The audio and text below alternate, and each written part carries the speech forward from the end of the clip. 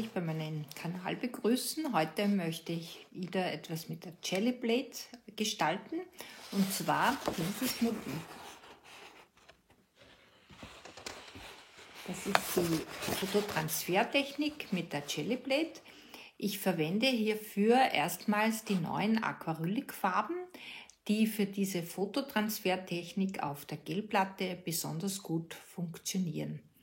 Man muss nur dabei achten, dass man sie nicht zu dick und nicht zu dünn aufträgt, und das Papier, also das Foto, darf nicht zu lange, aber auch nicht zu kurz oben sein. Ihr seht das in fast Echtzeit, und ich gebe auch dann noch die richtigen Erklärungen live dazu. Ich wünsche euch viel Spaß beim Zusehen. Falls ihr Fragen habt, schreibt mir im Kommentar. Ich antworte gerne, und über ein paar Likes würde ich mich natürlich freuen. Bis zum nächsten Mal.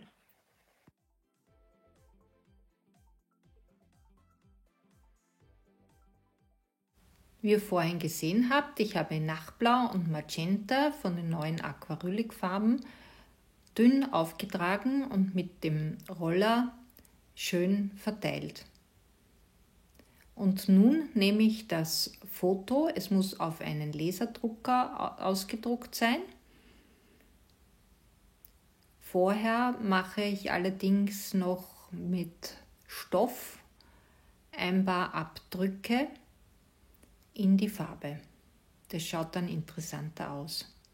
Nun habe ich das Foto und ihr seht jetzt ganz kurz nur und dann sofort wieder abziehen, und dann bleibt genau das Foto über. Nun mache ich noch ein paar Abdrücke mit Schablonen, mit Stempeln, mit Folie. Wie ihr seht, kann man hier noch Strukturen und schöne Muster in das Bild setzen. Nun muss man warten, bis die Farbe leicht angetrocknet ist. Ich habe sie etwas geföhnt, aber nur ganz kurz. Sie darf natürlich nicht zu trocken sein. Und nun lege ich eine dünne Schicht mit einer Kontrastfarbe, am besten weiß, und ich habe noch etwas Eisblau dazu gegeben, und verteile das wieder auf der Gelplatte, nicht zu dünn und nicht zu dick. Und nun kommt schon der Abdruck auf einem Papier mit ca. 200 Gramm. Und das lasse ich jetzt schon länger einwirken. Man kann hier und da das Blatt hochheben und nachsehen. Wenn sich noch nicht alles abdrückt, dann sollte man es wieder zurückgeben und noch etwas warten.